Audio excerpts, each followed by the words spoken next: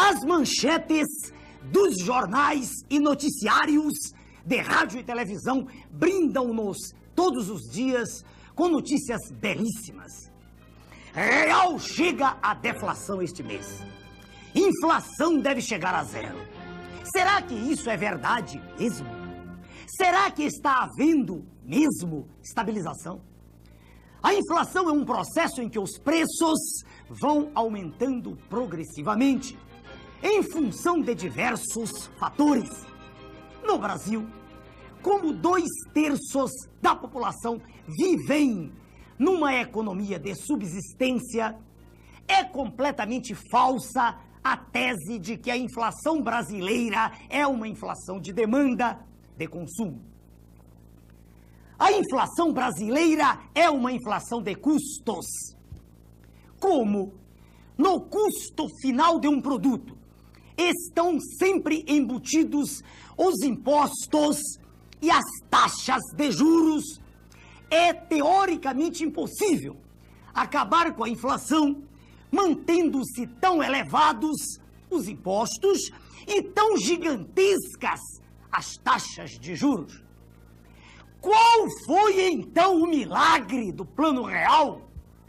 Que projeto maquiavélico, diabólico, foi esse que, sem mexer nas verdadeiras razões da inflação, taxas de juros e impostos elevadíssimos, está conseguindo mantê-la em níveis próximos de 1% ao mês? O governo, num passe de mágica, fez o real valer mais que o dólar. Diminuiu as tarifas de importação. Com o dólar barato e tarifas baixas, inundou-se o mercado com produtos importados, com verdadeiras quinquilharias. A indústria nacional foi obrigada a manter os preços baixos para poder concorrer com os preços dos produtos importados. Se os custos das empresas tivessem sido repassados para os produtos, elas perderiam o mercado cheio de importados. E assim começou o processo. O câmbio puxando a inflação para baixo. Houve uma perda salarial desde o momento da instalação do plano, avaliada em torno de 30% na virada da URV para o real. Não havendo aumento de salários, entrou em cena o segundo elemento puxando a inflação para baixo. Com as taxas de juros mantidas no alto, ficou quase impossível para os agricultores o pagamento dos empréstimos contraídos. Lembram da passeata a Brasília? Mas, se os agricultores repassassem os custos para os produtos agrícolas, perderiam mercado, porque o governo também importou alimentos, baixando as tarifas para o nível daquelas da Argentina. Então entrou no cenário o terceiro elemento puxando a inflação para baixo. Os preços agrícolas baixaram, porque senão seria impossível para os agricultores venderem seus produtos. O governo não tocou nem de leve nos impostos e no ponto nevrálgico, as taxas de juros.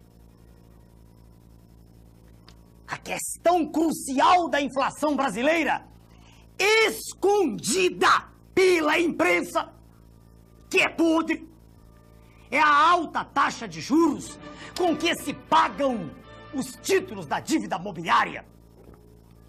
Pagando-se juros de 2,5% ao mês sobre 80 bilhões, bilhões de dólares, chega-se à cifra espantosa de 2 bilhões de dólares ao mês. São cerca de 65 bilhões de dólares por dia. São quase 3 bilhões de dólares por hora. Estes números são astronômicos. Se o senhor ganha R$300 por mês, bem mais que um salário mínimo, o senhor precisaria trabalhar apenas 833 anos para ganhar o que o Brasil paga em 1 hora de juros, somente juros. Aí vem o governo e diz que tem que privatizar as estatais para diminuir a dívida interna. Acontece que já se venderam inúmeras estatais, incluindo-se 2 gigantes, a Companhia Siderúrgica Nacional e a Usiminas, e a dívida interna vem crescendo. A dívida mobiliária era, em março de 94, 50 bilhões e meio de dólares. Em julho de 94, 59 bilhões e meio de dólares. Em julho de 95, com o ano do maquiavélico Plano Real, já era de 82,2 bilhões de dólares. Agora eu pergunto, do que adiantou vender as estatais? Vender Excelsior do Espírito Santo por 250 milhões de dólares, que serviram para pagar 3 a 4 dias de juros. Lembre-se, senhor telespectador, só juros. Querem vender também a Vale do Rio Doce, detentora de um patrimônio incalculável, dona do subsolo mais rico do planeta. Querem vendê-la por 7 bilhões de dólares, o que dá para pagar 3 meses de juros. Veja, senhor telespectador, somente juros. Estão vendendo, entregando, dando de mão beijada toda a riqueza que é de nossos filhos, de nossos netos, e a dívida só aumentando. O plano diabólico conseguiu também quebrar os bancos estaduais. E lá vão o Banerj, o Banespa e outros que não conseguem pagar os juros. Sempre os juros. Querem privatizar até a Previdência, dizendo que ela dá prejuízo. Mas isso também é mentira. Nos últimos 10 anos, a Previdência só deu prejuízo 2 vezes, em 1984 e 1988. É uma estrutura altamente lucrativa e por isso eles querem privatizá-la. É apenas mais um lugar para onde o povo quer estender mais um de seus tentáculos. Eles dizem que as taxas de juros têm que ser mantidas altas para atrair capitais, porque existe um déficit público. Mas não dizem que só existe déficit público por causa do pagamento das altas taxas de juros. É o cachorro correndo atrás do seu próprio rabo. Baixando-se as taxas de juros, baixando-se o serviço da dívida, não existe déficit. Mas isso a imprensa podre não diz. Até quando a agricultura vai aguentar? E a próxima safra já será menor.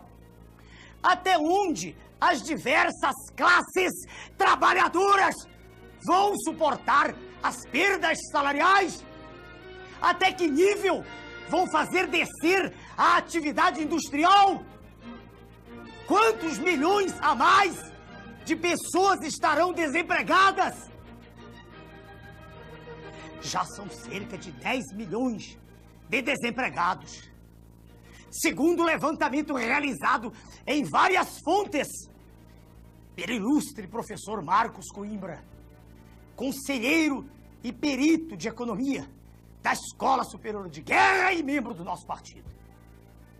E o senhor comerciante, até quando vai aguentar? O senhor que ganha um salário mínimo, que sempre ganhou apenas para comer, comendo mal, o senhor é capaz até de jurar que está tudo bem, porque o seu dinheiro que se volatilizava antes do plano, aparentemente agora rende na sua mão.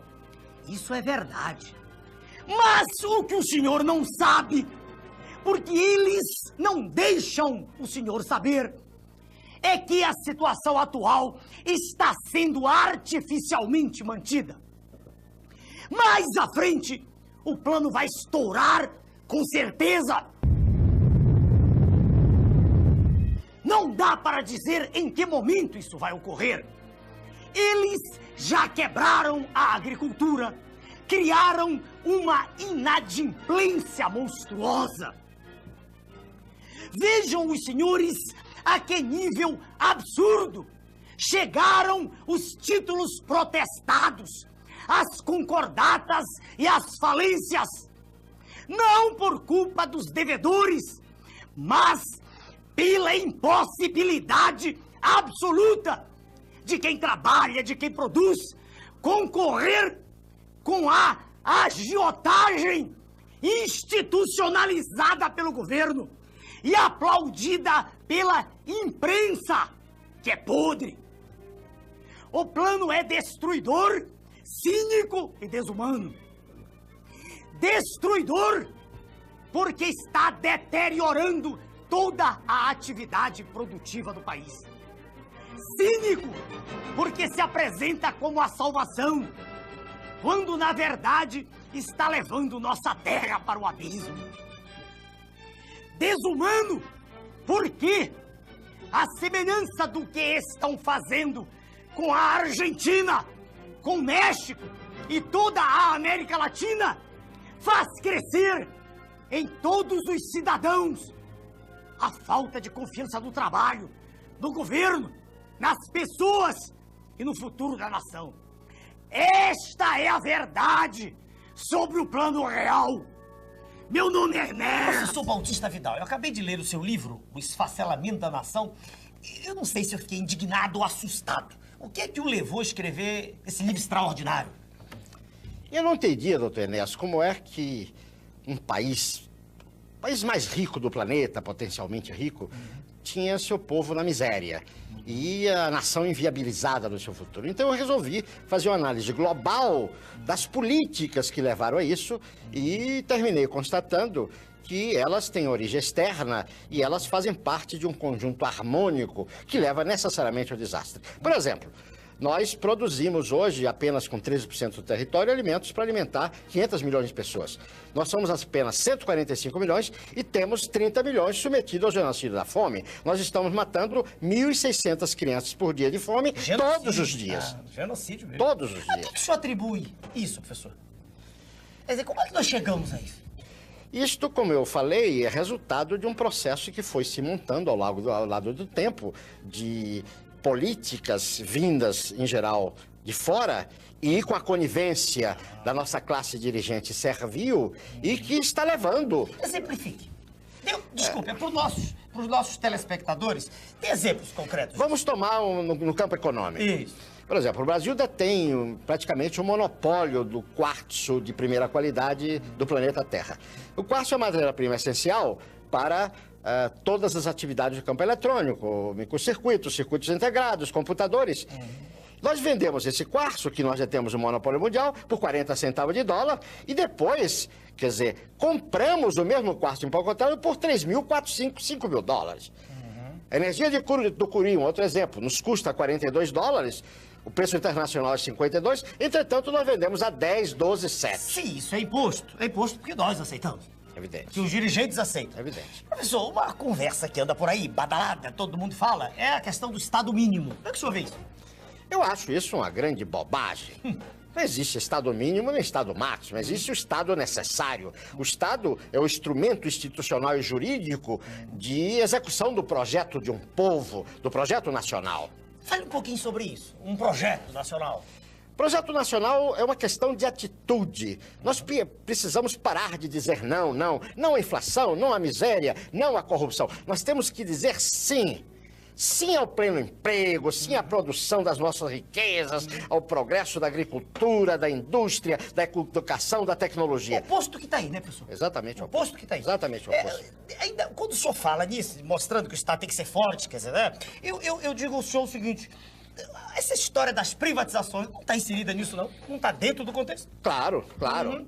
Porque ao mesmo tempo que as nações hegemônicas fortalecem os seus estados, eles querem destruir os estados das nações hoje dependentes. Então o processo de privatização está nesse contexto. E tem uns exemplinhos, Quer dizer, agora aqui, essas últimas. Essas duas, por exemplo, o caso da Uzi Minas, né? A Uzi Minas, que é a segunda mais eficiente indústria siderúrgica do mundo, né? Quer dizer, é um patrimônio de 15 bilhões com B de dólares, e foi entregue por um valor que não vale um gol usado. Quer dizer, isso é um dado da Procuradoria-Geral da República que estudou detalhadamente É a uma questão. transferência de patrimônio. A transferência de patrimônio. Professor, existe um documento terrível, que eu sei que o senhor conhece bem. Fale um pouquinho para os nossos telespectadores dele. Fale sobre o consenso de Washington. Bom, o consenso de Washington sintetiza num documento único todas essas ações. Ninguém pode dizer que desconhece, porque isso está consubstanciado num documento onde a participação nacional foi nenhuma. Isso veio de fora, por isso se chama Washington. Imposto. Então, imposto. O processo de privatização, a reforma administrativa, a reforma fiscal, a reforma ilegítima Destruição da do Constituição, a destruição, tá tudo lá. Tudo lá. Só não Bem sabe claro. que não quer saber. Essa história, professor, da globalização da economia. A globalização é aquela história, né, da livre competição, da raposa e da galinha. Nós já sabemos qual é o final. O senhor diz no seu livro que nós caímos numa armadilha. É uma armadilha fruto de todas essas contingências. Vou dar apenas um exemplo. Eles falam na competição entre nações. isso. Se eu tenho a competição entre empresas, uma empresa vai à falência e manda pra rua seus trabalhadores, seus operários. A nação vai à falência, vai matar o seu povo. É o fim do humanismo. É o fim do homem, é o fim do humanismo, né? É o desastre Terrível. total, o Terrível. desastre total. Professor, a que é que o senhor atribui essa passividade da sociedade brasileira? Tudo sendo destruído, como diz aquele conhecido nosso, senhor Soberão, economia de cemitério, e a gente não vê uma manifestação gigantesca. A que é que o senhor atribui isso? O nosso povo é a grande vítima, não é verdade? Agora, o nosso povo tem uma máquina terrível, que é a mídia, que condiciona o seu pensamento. A mídia mente, a mídia, mente. quer dizer, distorce, a mídia retira a Nós nossa... vamos entrar no primeiro mundo. A mídia destrói a nossa autoestima, faz que nós não nos amemos a nós mesmos, Não nos respeitemos. destrói o conceito de nação, De uma família. coisa de família. Professor, é que o nosso tempo está chegando. Uma coisinha de que eu quero que o senhor fale. Isso é irreversível ou é reversível, professor? Enéas, Ou não, Esperança? enquanto houver um brasileiro vivo, nós vamos lutar.